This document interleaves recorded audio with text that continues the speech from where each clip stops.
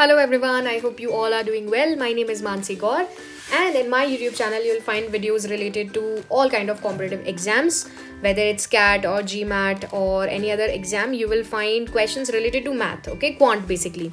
So today we are going to start with percentages. So it will be there in my new series by the name percentages, and every topic you will find there itself. Okay, so we are starting with percentages and this is the first class. So we are starting with will not be doing like hundreds of questions in one class, but we will start with 4 to 5 questions per day.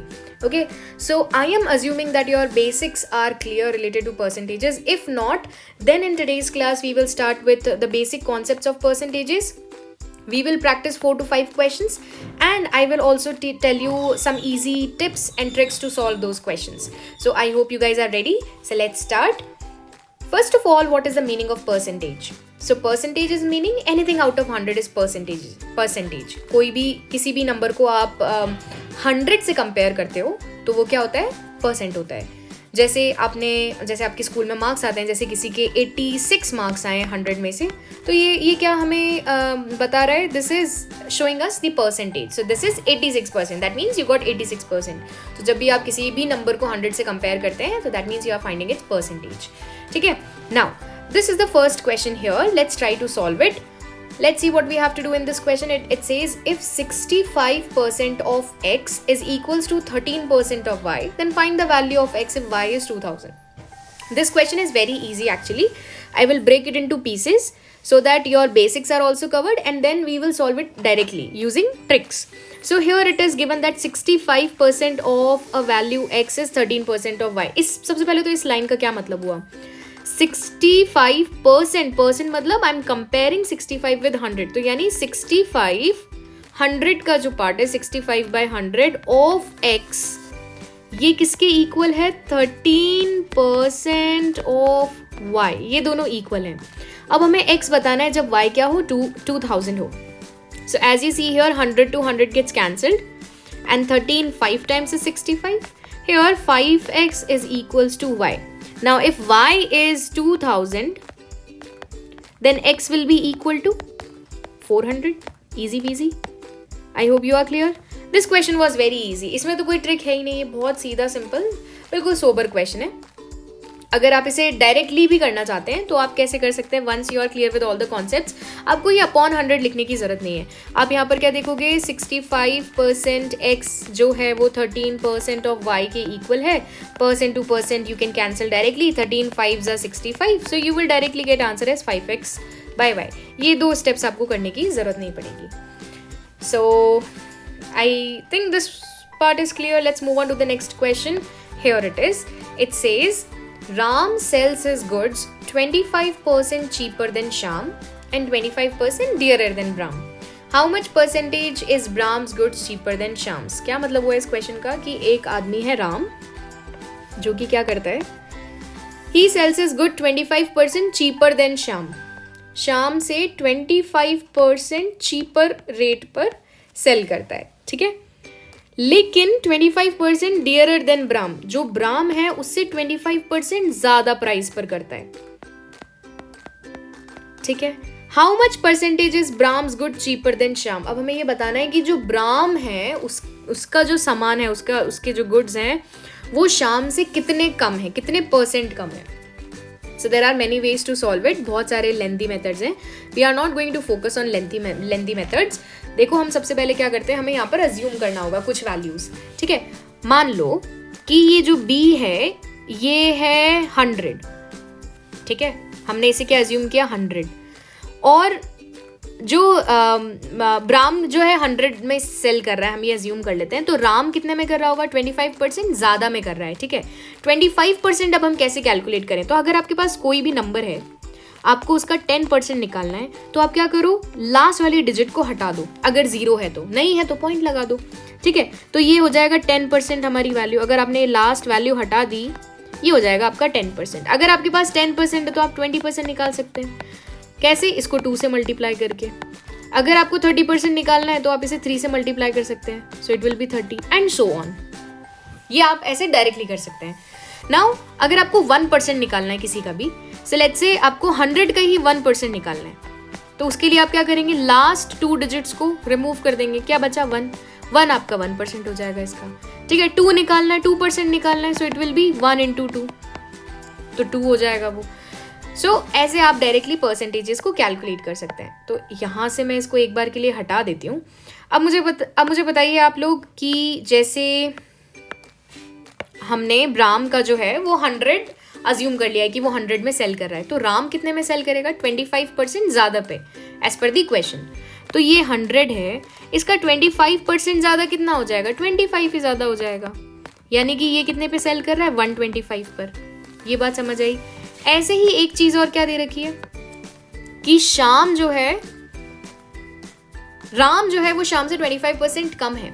तो अगर शाम जो है वो हम assume कर लेते हैं 100, तो उससे 25 लेस ये है, यानी कि ये कितना हो जाएगा, 75 हो जाएगा। पर यहाँ पर तो हमें दोनों की वैल्यूज डिफरेंट मिल रही हैं। इन्हें हमें x और y लेके अगर हम इसे इक्वेट करेंगे तो बहुत लेंथी हो जाएगा, फिर हमें x और y की वैल्यू निकालनी होगी, बहुत लंबा प्रोसेस हो जाएगा। आप ऐसे कर सकते हैं, 125x इक्वल्स टू 75y कर देंगे, यहाँ से x और y का रिलेशन आ जाएगा, 25 3 जार 25 5 जार, जो 5x है वो 3y के इक्वल है। इन सभी वैल्यूज़ को आप x और y की टर्म्स में लिख देंगे और फिर सॉल्व कर सकते हैं, लेकिन it will be a very lengthy process. So I will tell you one easy way to solve this problem. आपको कुछ नहीं करना है, एक ही वैल्यू अज्यूम करनी है इसके अंदर। कैसे करते हैं हम देख लेते हैं एक बार। सो राम है, श्याम है और ब्राम है। We know this, Ram sells at 25% lesser price than Shyam and 25% dearer than Bram, ये तो हमें पता है। हम क्या करते हैं, शाम को अज्यूम कर लेते हैं। लेट्स अज्यूम दैट शाम is selling his goods at 100, तो राम 25% कम पे कर रहा है, यानी राम कर रहा है 75 रुपीज में, ठीक है। अब ब्राम कितने में कर रहा है, अब ब्राम को हम अज्यूम करते हैं परसेंटेजेस में। हम क्या करते हैं, इसे परसेंटेजेस में अज्यूम करते हैं कि जो ब्राम है वो 100% पर अपना सेल कर रहा है, ठीक है। अगर राम उसे 25% ज़्यादा पे सेल कर रहा है, यानी कि 125% पे सेल कर रहा है, ये जो 125% है ये 75 के इक्वल है, ठीक है। 125% 75 के इक्वल है। यहाँ से क्या हम 1% 100% निकाल सकते हैं, जो कि ब्राम की वैल्यू है, बिल्कुल निकाल सकते हैं। कैसे, 1% यहाँ से कितना हो जाएगा, अगर आपको निकालना हुआ तो 1% हो जाएगा 75 by 125 विच इज 3/5। 100% कितना हो जाएगा, 100 से मल्टीप्लाई कर देते हैं, 3/5 टाइम्स 100, जो कि हो जाएगा हमारा 60, यानी कि हमें यहाँ पे 100% की वैल्यू मिल गई है 60। अब हमें क्या बताना है कि जो ब्राम है वो शाम से कितने परसेंट लेस है। तो ये है 100, ये है 60, कितना लेस है, 40 लेस है। In percentage terms it is 40% less, so answer is 40। ज़्यादातर लोग इसे 50 मार्क करते हैं, उनको लगता है ये 25 ज़्यादा है, ये 25 कम है, तो 25 50 हो गया। तो ऐसा नहीं होता है, in percentages it is totally different. Okay, यहाँ पर भी बहुत सारे लोगों को कन्फ्यूजन हो सकता है कि for example we got 60 and 100, we got 60 and 100, 60 और 100। अब हमें बताना है कि ये जो है कितना लेस है, ठीक है। तो कितना लेस है, 40। अब हमें इसे कंपेयर, ये ब्राम था, ये शाम था, हमें शाम से कंपेयर करना है। तो अब हमें शाम से कंपेयर करना है तो हम यहाँ पर 100 लिखेंगे, ठीक है। अगर हमें इसे ब्राम से कंपेयर करना होता तो हम 40/60 लिखते। अगर हमें ये बताना होता कि शाम ब्राम से कितना ज़्यादा है, तो ब्राम से कितना ज़्यादा है, तो Bram value should come in the denominator. अगर हमें शाम से कंपेयर करना है तो शाम को हम नीचे लिखेंगे ना डिनोमिनेटर में। So that's why the answer for it was 40%। Alright, okay, so let's move on to the next question now. Even if you have doubt in this, please post your questions in the comment section so that I can make videos further in a more elaborative way.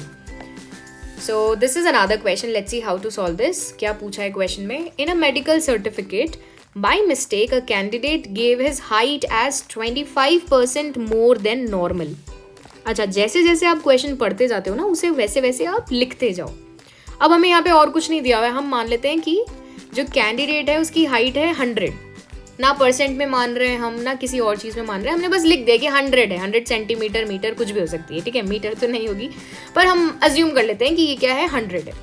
100% भी मान सकते हो आप, कोई problem नहीं, उसकी height है 100% तो होगी। लेकिन उसने क्या किया है, अपने सर्टिफिकेट में 25% ज़्यादा बताया है, यानी उसने 100 का 125 बता दिया है, ठीक है। In the interview panel he clarified that his height was 5 feet 5 inches। उसने क्या बताया कि उसकी जो हाइट है, ओरिजिनल हाइट 5 feet 5 inches है। Find the percentage correction made by the candidate from his stated height to his actual height। तो अब हमें ये बताना है कि उसने कितना परसेंटेज करेक्शन बताया है अपने इंटरव्यू में। इंटरव्यू में उसने वापस अपनी गलती मान ली कि मैंने क्या किया है, 25% ज़्यादा बताई है, लेकिन मेरी हाइट उतनी है नहीं। तो हमें ये बताना है कि उसने कितना परसेंटेज एक्चुअल अपनी हाइट को करेक्ट करके बताया है, ठीक है। अब ये कैसे करेंगे हम, पहले तो ये देखो क्या इसका कोई यूज है। यहाँ पर हमने परसेंटेज में उसकी हाइट कंसिडर करी, परसेंटेज में ही उसमें इंक्रीज कर दिया, और आंसर जो है ये भी परसेंटेज में ही पूछ रहा है। That means this has no sense in the question. इसका कोई मतलब ही नहीं निकलता। अगर आप इससे करना चाहते हो तो कर सकते हो, लेकिन इसका कोई यूज ही नहीं है। हम इसे बिना काम में लिए ही काम कर सकते हैं। हमने फर्स्ट वैल्यू उसकी ओरिजिनल हाइट 100 अज्यूम कर ली, और उसने जो अपने मेडिकल सर्टिफिकेट में हाइट बताई है, we have assume that is 125। अब हमें ये जानना है कि 125 जो उसने हाइट बताई है उस पे से उसने कितना करेक्ट किया है। तो जो डिफरेंस उसने लिया था वो 25 का डिफरेंस लिया था हाइट का, और करेक्ट उसने दोबारा इसी पे किया है ना कि भाई मेरी हाइट 125 नहीं है, मेरी हाइट तो 100 है, यानी उसने इसी पे करेक्शन किया है। तो हम डिनोमिनेटर में भी इसे ही लिखेंगे, times 100। 25 5s are 5 20s are, यानी उसने अपने इंटरव्यू में कितना बताया कि जो मेरी हाइट है वो मैंने 20% ज्यादा बता दी थी, ठीक है। 20% यहाँ पे एक्चुअल हाइट से क्या है, परसेंटेज करेक्शन इसने बता दिया कि भाई 20% है, ठीक है। Any doubt in this? I hope you are clear. If not then please answer, please comment. आप कमेंट करते जाएंगे तो मुझे पता चलेगा कि आपको कहाँ प्रॉब्लम आ रही है, कहाँ नहीं आ रही है। Okay, so let's move on to the next question.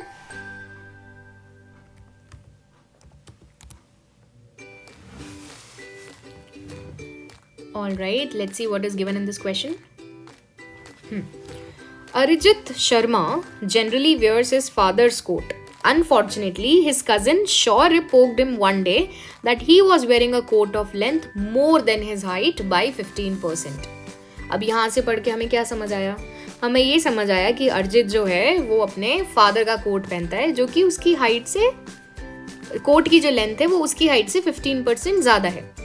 तो हम मान लेते हैं कि अरिजीत की जो लेंथ होनी चाहिए कोट की वो 100 होनी चाहिए, लेकिन वो किस लेंथ का पहन रहा है, वो 115% पहन रहा है। 100% लेंथ नहीं पहन रहा है जो उसे पहननी चाहिए, वो पहन रहा है 115%।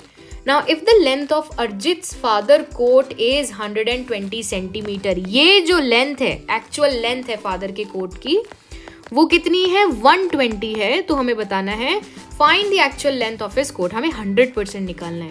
अच्छा, ये तो हमें बहुत यूनिटरी मेथड है, हम इसमें अप्लाई कर सकते हैं। जब 115% 120 है तो 100% कितना होगा, 1% निकाल लेते हैं, 120 बाय 115, ठीक है। 100% कितना हो जाएगा, 120 बाय 115 टाइम्स 100। इसे आप सिंप्लीफाई करेंगे, you will get the answer for 100%. So let's find it out what it is. It will be, you can cancel it with the table of 5. So 5 2s are, 5 3s are, 5 2s are, and 5 4s are. 2400 by 23 divide, and answer, it will be 104.34. इतनी उसकी actual height होनी चाहिए, लेकिन बेचारा अपने father का coat पहनता है जिसकी हाइट क्या है, 115% ज़्यादा हो गई है, ठीक है। Any doubt? कितने देखो कितने लेंथी क्वेश्चंस हैं, बट सोल्यूशन इनका 1 से 2 लाइन से ज़्यादा का नहीं है। Very small and sweet answers जो हैं वो हमें यहाँ पर दिए गए हैं। Let's try one more question. Okay, this question I want you to try as a homework, ठीक है। नेक्स्ट वीडियो में हम first thing we will discuss is this question. मैं थोड़ा सा इसमें हिंट दे दूंगी आपको. Further you have to solve and share your answers in the comment section. A number is mistakenly divided by 5 instead of being multiplied by 5. क्या समझ में आया यहाँ तक? हमेशा मैं तो यही फॉलो करती हूँ. जैसे जैसे मैं कोई भी क्वेश्चन उसको पढ़ती जाऊंगी, वैसे वैसे जो जो इन्फॉर्मेशन मेंशन है उसे लिखती जाऊंगी. थोड़ा मेरा टास्क इजी हो जाता है. इससे मैं क्वेश्चन पे फोकस भी कर पाती हूँ. नहीं तो बहुत बार क्या होता है, हम एक बार क्वेश्चन पढ़ते हैं, नहीं समझ आता है, फिर दोबारा पढ़ते हैं, फिर तीसरी बार पढ़ते हैं. ऐसा बहुत सारे बच्चों के साथ होता होगा. बहुत नॉर्मल है ये होना. तो जब भी आप कोई सेंटेंस पढ़ो, जो भी उससे आपको समझ आ रहा है उसे लिख लो, है ना. ये आपको आरसी में भी बहुत हेल्प करेगा. अगर आप कैट में जाएंगे, रीडिंग कॉम्प्रिहेंशंस अगर आप देखेंगे तो इतने बड़े पैराग्राफ हमें याद थोड़ी ना रहते हैं. तो आप प्रैक्टिस करोगे स्टार्टिंग से कि आपने एक लाइन पढ़ी, क्या आपको उससे समझ आया वो आपने लिख लिया. धीरे धीरे उसे एक लाइन से एक पैराग्राफ करो. एक पैराग्राफ पढ़ा, क्या समझ आया, उसको आपने समरी बना के लिख लिया. It will definitely help you out a lot. आपको खुद आपके अंदर चेंज दिखेगा when you practice this. So a number is mistakenly divided by 5 instead of being multiplied by 5. 5 से मल्टीप्लाई करने वाले थे हम x को, हमने क्या कर दिया, x को 5 से डिवाइड कर दिया. इस वजह से बहुत सारे चेंज हुए होंगे डेफिनेटली. हमें बताना है the percentage change in the result due to the mistake. क्या परसेंटेज चेंज हुआ है? अच्छा, हम ये चाहते थे और ये हो गया है, ठीक है. तो क्या परसेंटेज चेंज हुआ है? परसेंटेज चेंज तो इसकी वजह से हुआ है ना. तो पहले तो आपको बताना है कितना डिफरेंस है इन दोनों में. इसके ऊपर कितना परसेंटेज चेंज हुआ है. So that has to be the numerator times 100. You will get your answer. So I want your answers in the comment section. When you do, I will create another video. So this is first part. कोई pressure नहीं है, हम कोई load नहीं डालेंगे. हम थोड़ा थोड़ा करके हमारे कॉन्सेप्ट्स को स्ट्रॉन्ग करेंगे.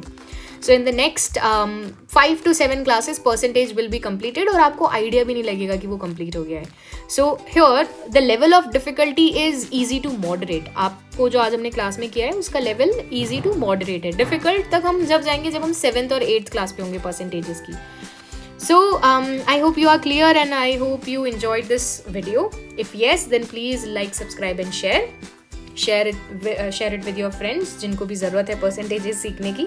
बहुत इंपॉर्टेंट होता है परसेंटेज सीखना हर जगह. In your everyday life you can use it. And I'll see you in my next video. All right.